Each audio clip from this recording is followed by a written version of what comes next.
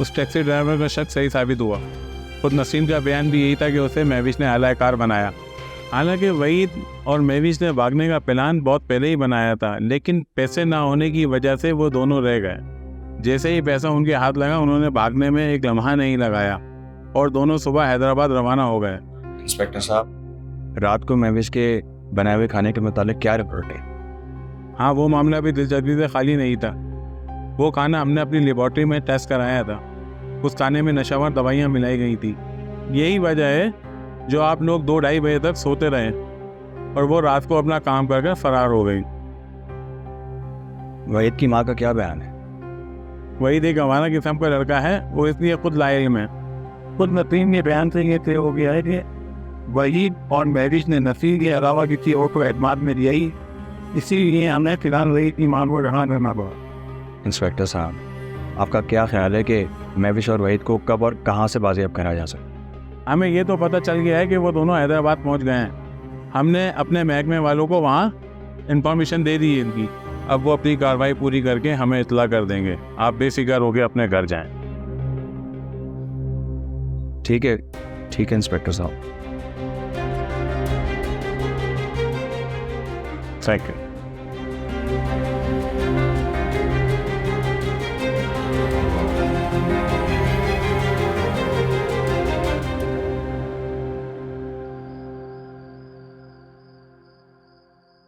हाँ भाई, क्या क्या हाल है भाई? मेवाज सलाम। कहाँ से आ रहा हो? 2 दिन से गायब थे भाई तुम। भाई गया था हैदराबाद में आम लेने के लिए। अच्छा, आम ले आए? आम ले आए। तो मेरी वाली पेटी कहाँ है? तेरी पे पेटी भी ले आया हम। अरे वाह वाह वाह वाह, अरे वाह वाह वाह, चलो लाया तो सही।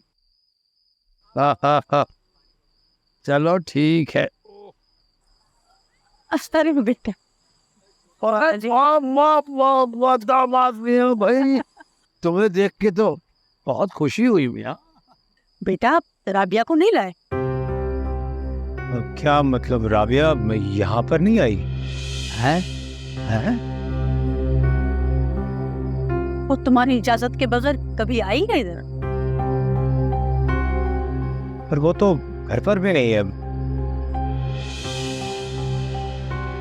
शाम को जब मैं उसको लेने के लिए आया हूँ तो घर पे ताला लगा हुआ था। सूरज गुरूब होने तक मैंने उसका इंतजार किया पर वो नहीं आई। फिर मैंने सोचा कि यहाँ पर आई होगी आप लोगों के पास। नहीं बेटा, इधर तो नहीं आई। या अल्लाह तो खैर करना। बेटा हम तो इस शहर में बिल्कुल बेयारो मददगार हैं। कहाँ गई, क्यों गई,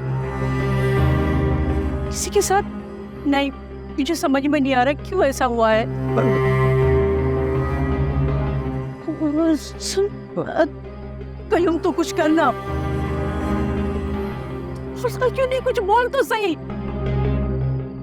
ये बोलने का नहीं, कुछ करने का वक्त आ गया है। मेरे साथ चलो जिब्रान। कहाँ लेके जा रहे हो उसे? अरे सवाल जवाब करने का टाइम नहीं है, मैं आकर तुझे बताता हूँ सब। पता तो चले मुझे।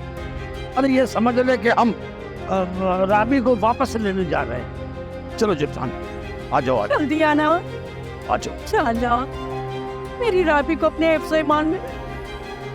ना अपने प्यारे हबीब के सदके मेरी राबी जहाँ भी है इसको मुश्किल से पार कर।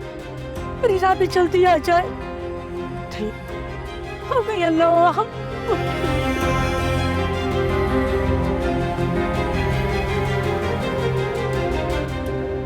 अरे शाम को जब ये महविश खाना पकाने की जिद कर रही थी, मेरे दिमाग में तो एक पल के लिए भी ये ख्याल नहीं आया कि वो इसका असल मकसद क्या है। ऊपर से वो नसरीन आ जाती थी हमदर्दी का ढंढोरा पीटने के लिए। अल्लाह उसकी जिंदगी से भी खुशियों को खत्म कर दे। उजाड़ के रख दिया हमारे घर को उस लड़की ने। गलती उससे कहीं ज्यादा हमारी महविश की है। आप उसको नजरअंदाज करने की कोशिश ना करें। अरे मैं कब उसकी गलतियों को नजरअंदाज करके उसको बेकसूर साबित कर रही हूँ? मुझे आज से पहले कभी अपने बुढ़ापे का एहसास नहीं हुआ। आज मुझे ऐसा लगता है कि मैं ना सिर्फ बूढ़ा हो गया हूँ बल्कि मेरे जिस्म के सारे आस्था बेकार हो गए।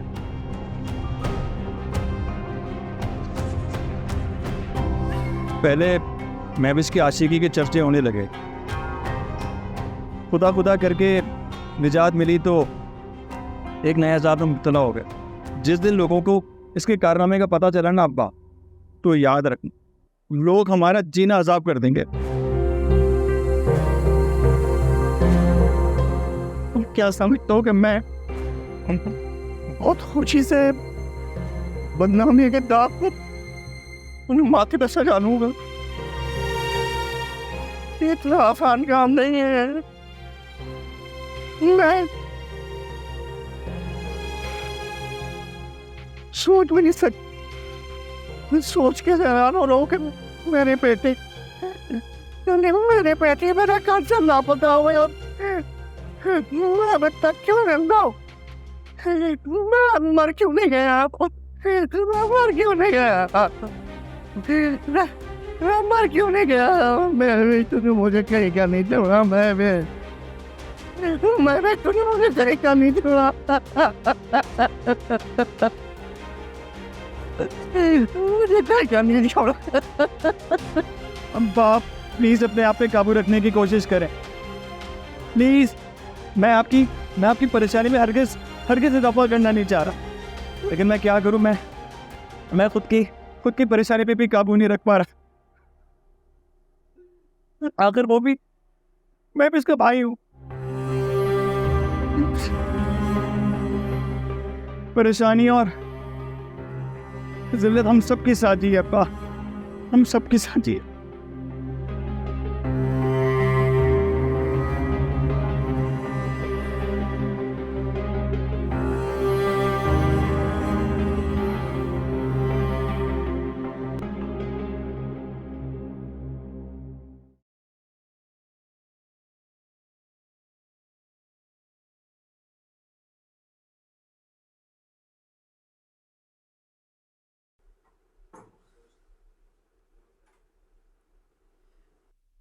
मुझे जाने दो भाई। भाई इतनी जल्दी भाई बना दिया तुमने? फिर तुम लोग मेरे से चाहते क्या हो? शेख दाऊद क्या चाहते हैं ये वो खुद ही आके तुम्हें बताएंगे। फिलहाल मैं क्या चाहता हूँ ये मैं अभी बताता हूँ तुम्हें।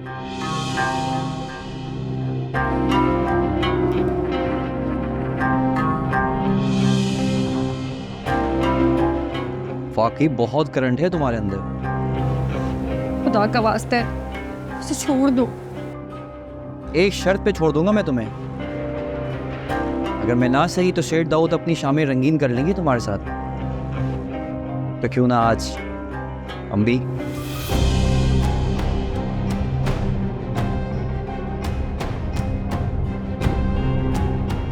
मैं ऐसी लड़की नहीं हूँ, खुदा का वास्ता मुझे यहाँ से जाने दो।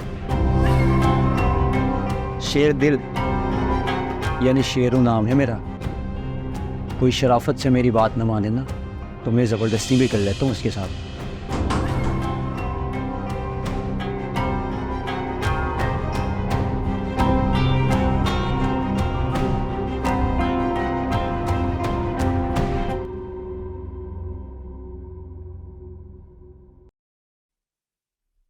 शेरू ये क्या माजरा चल रहा है और दरवाजा बंद करने का क्या मतलब है?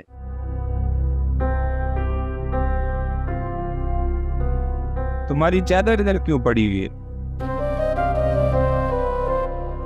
मेरे बॉस बनने की कोशिश नहीं करना और मुझे ज़्यादा सवाल जवाब पसंद नहीं है। मामला तो सेठ तक पहुंचेगा भी, और मुझे तुम्हारी नियत के ऊपर शक है कि तुम इधर क्या करने आए हो। और ज़्यादा बकवास नहीं कर, काम की बात कर। मेरी एक और बात अपने ज़हन में बिठा ले।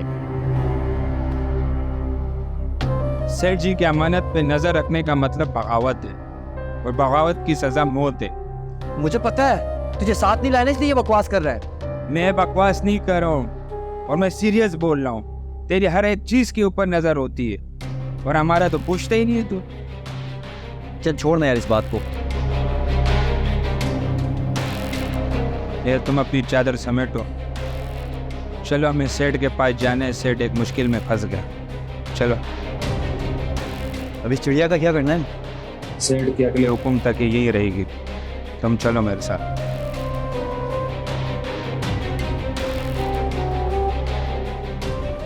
चल भाई, चलो आ जाओ।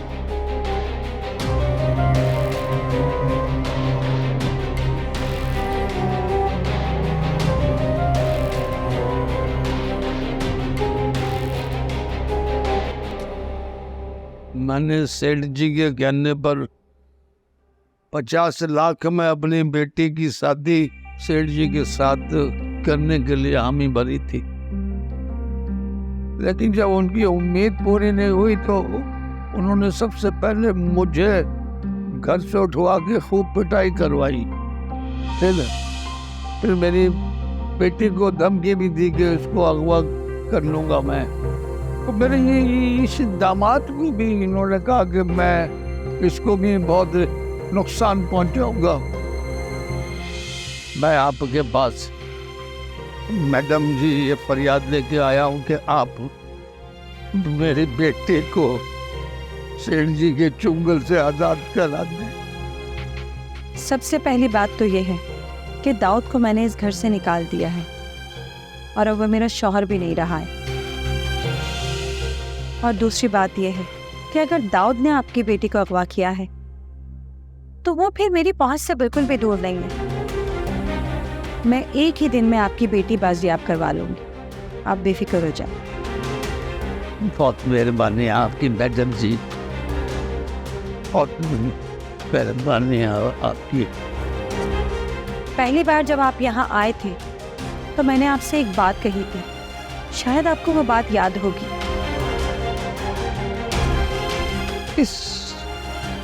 इस लालची इंसान को उस वक्त पैसों के हवस के लिए कुछ और सुझाई नहीं दे रहा था, इसलिए बस। लेकिन मुझे वो बात अभी तक याद है। मैंने आपसे कहा था कि अगर आप महज मुझसे जान छुड़ाने के लिए माफी मांग रहे हैं तो ये माफी बाद में आपकी हलक में हड्डी की तरह फंस जाएगी।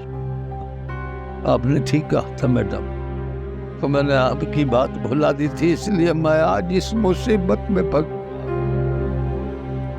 आपको सबक मिल चुका है और मुझे अंदाजा है कि अब आप आइंदा ऐसी गलती दोबारा नहीं करेंगे।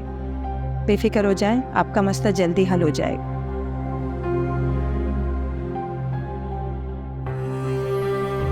जी आईजी साहब, क्या हाल है आपके?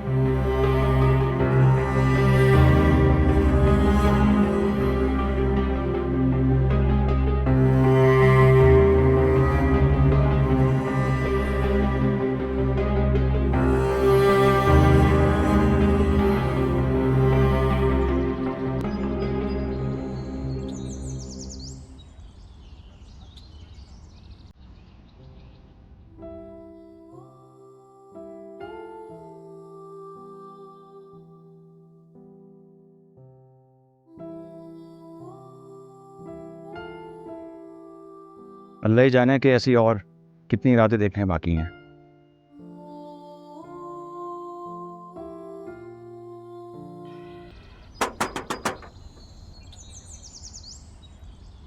कौन है?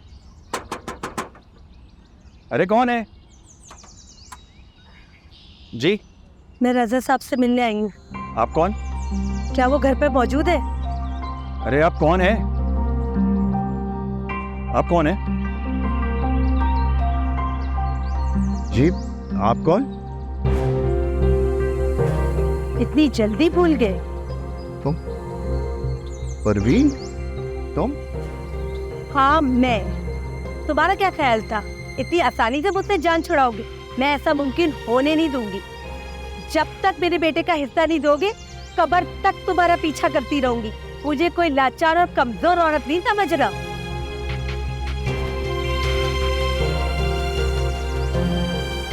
इस वक्त इसमें इतनी हिम्मत नहीं है कि ये कुछ कह सके।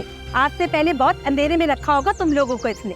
देख लो, मुझे देखने के बाद इसकी जबान भी साथ नहीं दे रही है।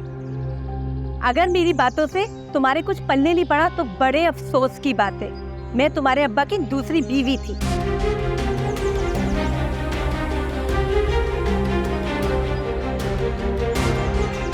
बड़े बड़े दावे कर कर मुझसे शादी की थी। मजाल जो एक पाई का फायदा हुआ हो। तुमने मेरी जिंदगी तो अजाब कर दी, अब मैं अपने बेटे की जिंदगी खराब नहीं होने दूंगी। रसा, ये मैं क्या सुन रही हूँ? ये औरत इतनी देर से बड़ी बड़ी बातें कर रही है और तुम खामोश खड़े हुए हो। बोलते क्यों नहीं कुछ? क्या हकीकत है अब्बा? जी कह रही है, क्या ये सच है? हाँ, ये सच ही मेरी बीवी रह चुकी। मैंने जिंदगी में बस एक ही गलती की है जुबैदा। लेकिन जुबैदा, बस रजा बस, अब मैं तुम्हारी एक बात भी नहीं सुनूंगी। हमेशा तुमने अपनी औलाद की गलतियों पे नजर है। अरे कभी अपने गिरेबान में भी झांक कर देखा होता। जिस तरह तुमने इस औरत को और मुझे धोखा दिया है, महविश ने भी इसी बात का असर लिया है। मैं तुम्हारी गलती को कभी माफ नहीं करूंगी। और जब तक मुझे मेरा हिस्सा नहीं मिलेगा, मैं इस घर से एक कदम बाहर नहीं निकालूंगी। और तुम रहो इसी के साथ इस घर में।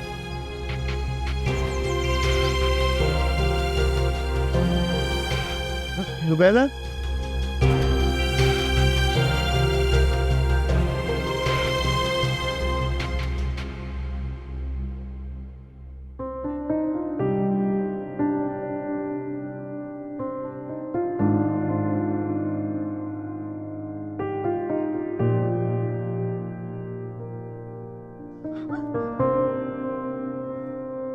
क्या हुआ महविश? मैंने कोई उधर देख लिया। इतना क्यों घबरा रही हो? मुझे नहीं पता, मैं जब से आई मुझे बहुत रोने ख्वाब आ रहे हैं। इसे जिंदगी में पहली बार घर से भागने की जरूरत थी और अब मैं जैसे ही सोती हूँ मुझे इतने खौफनाक ख्वाब आने लगते हैं कि बस। अब तुम्हें हिम्मत से काम लेने की जरूरत है। अगर अभी से हौसला हार जाओगी तो आगे इतनी जिंदगी पड़ी है, वो कैसे गुजार पाएंगे? मुझे नहीं पता, मुझे समझ नहीं आ रहा मैं क्या करूं, मुझे बहुत डर लग रहा है। देखो, जब तक मैं तुम्हारे साथ हूँ किसी बात पर परेशान होने की ज़रूरत नहीं है। मैं सब ठीक कर दूंगा और जल्दी हम किसी और जगह का बंदोबस्त कर लेंगे। लेकिन अगर तुम इस तरह घबराओगी तो मेरा क्या बनेगा?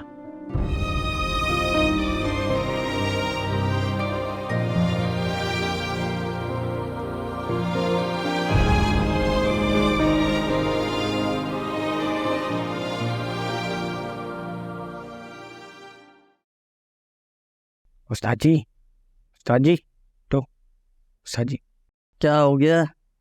भी तो आगे सोया हूँ। एक खबर लाया हूँ उस्ताद। कैसी खबर? बोल। कमरा नंबर 315 में रहने वाली लड़की और लड़का लगता है कहीं से भाग कर आए। मुझे कैसे पता? मैंने कमरे के बाहर से उनकी बातें सुनी थी। लड़की काफी परेशान थी, लगता है लड़का जबरदस्ती भगा कर लाया है।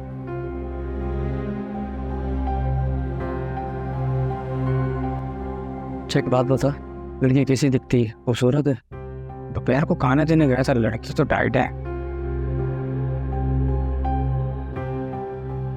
चेक काम कर, पड़कर इसे कमरे से बाहर जाए, आके मुझे बता। फिर क्या सोने दे अब।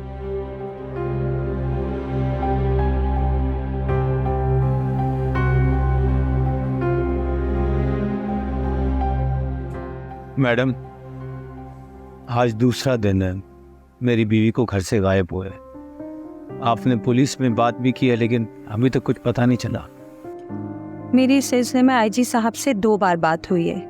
वो लोग दाऊद को मुसलसल ट्रेस करने की कोशिश कर रहे हैं, मगर वो उनके हाथ ही नहीं आ रहा।